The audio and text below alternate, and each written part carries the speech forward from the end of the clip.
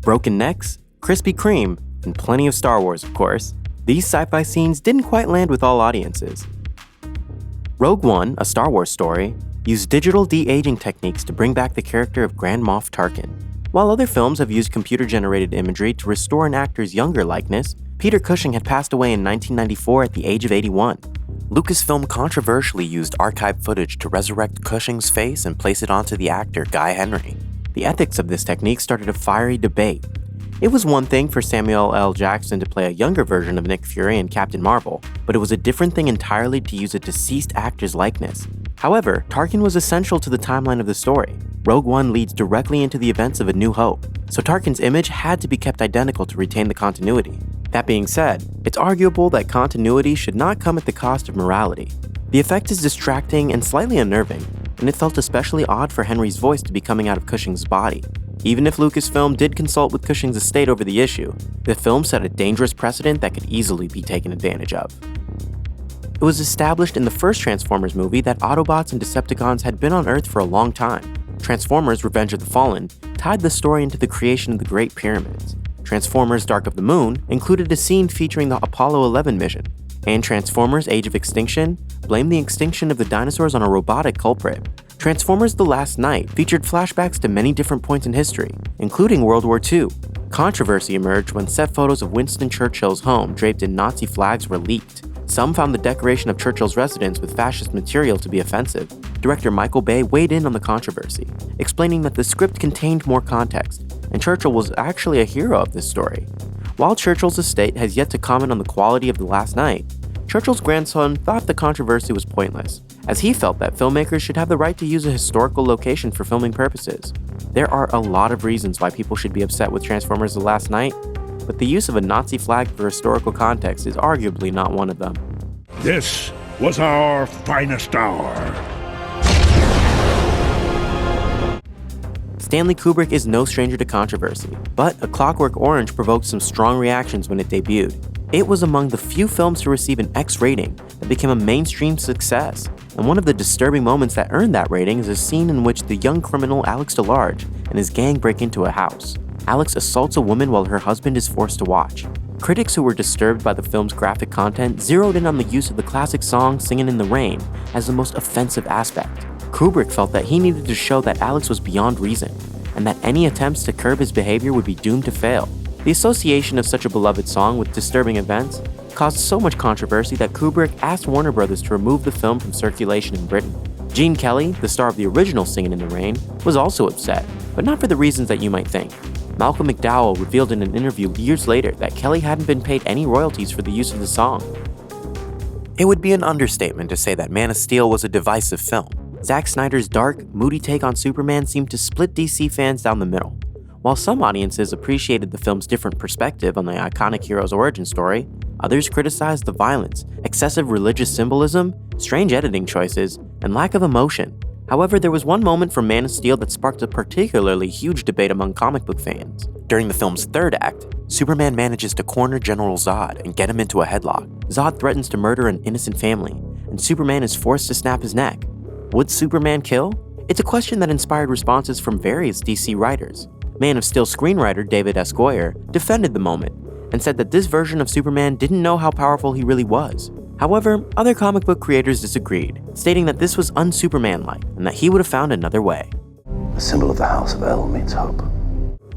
Prior to the release of Star Trek Into Darkness, everyone involved in the movie hilariously tried to hide the fact that Benedict Cumberbatch was playing the character Khan from Star Trek II: The Wrath of Khan. Cumberbatch denied that he was playing Khan and claimed that the new villain, John Harrison, was a completely original villain. He wasn't totally lying, as John Harrison is the false identity that Khan uses in order to infiltrate Starfleet. The villain wasn't the only thing that Star Trek Into Darkness and Star Trek II: The Wrath of Khan had in common.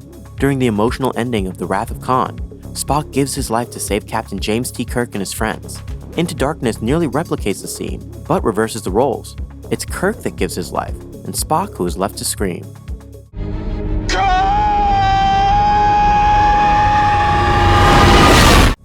The parallels with The Wrath of Khan drew blowback from some Star Trek creators. Into Darkness writer Damon Lindelof said that he and his co-writers wanted to pay tribute to the original by doing something new. However, The Wrath of Khan director Nicholas Meyer didn't agree. Meyer said that he found the decision to recreate the scene to be artistically inappropriate, and that there was no reason to remake the moment without adding something new to it. Product placement is unfortunately just a part of the filmmaking process. Sometimes it can result in a truly magical moment, like when Elliot shares some Reese's Pieces candy with his alien friend in E.T. the Extraterrestrial.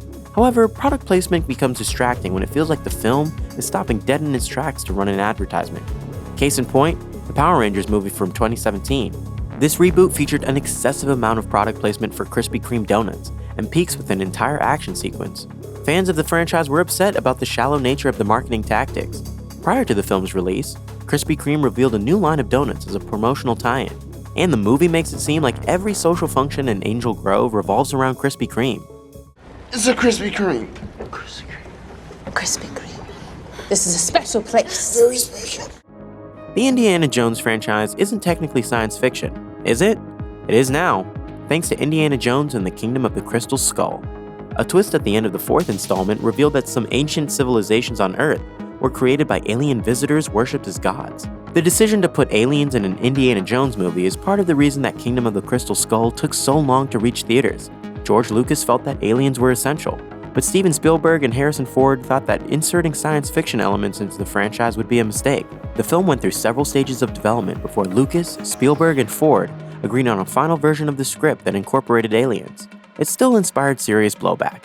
While some critics admired the boldness of this movie, others felt that the sci-fi twist ruined the franchise. Spielberg came to the film's defense and said that he wanted to remain loyal to Lucas. However, Kingdom of the Crystal Skull writer David Koepp later admitted that the aliens were a mistake.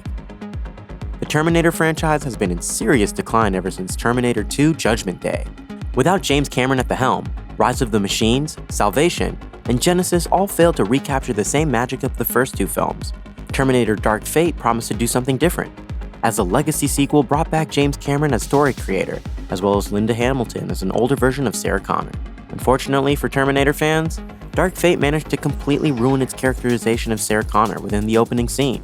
During a flashback to the year 1998, a T-800 Terminator ambushes Sarah and her son John while they're on vacation. John is assassinated during the attack. Even though Sarah had trained to protect John for her entire life, she isn't able to save him. Understandably, this decision inspired a fiery response from fans of the series. A common criticism was that eliminating John Connor didn't respect the entire point of the first two films. Even T2's Edward Furlong said that he was disappointed by John's fate. John Connor talks too much. The live-action remake of the anime Ghost in the Shell attracted significant controversy before it was even released. The decision to cast Scarlett Johansson as the Asian character of Major Mira Killian, originally called Motoko Kusanagi, was met with accusations of whitewashing. It would be one thing if the new Ghost in the Shell film was a complete reimagining of the source material, set within an American context. However, the Ghost in the Shell movie retains the original Tokyo setting, making the casting decision even more appalling. Ghost in the Shell somehow managed to make the controversy worse by attempting to explain why the Asian character was being played by a white actress. It's revealed that the mind of Motoko Kusanagi was inserted within the body of a white android. Johansson was literally playing a character who'd stolen an Asian woman's identity. The amendment to the original source material was heavily criticized. Johansson attempted to defend herself and claimed that she wouldn't have taken the role if it meant taking the opportunity away from an Asian actress.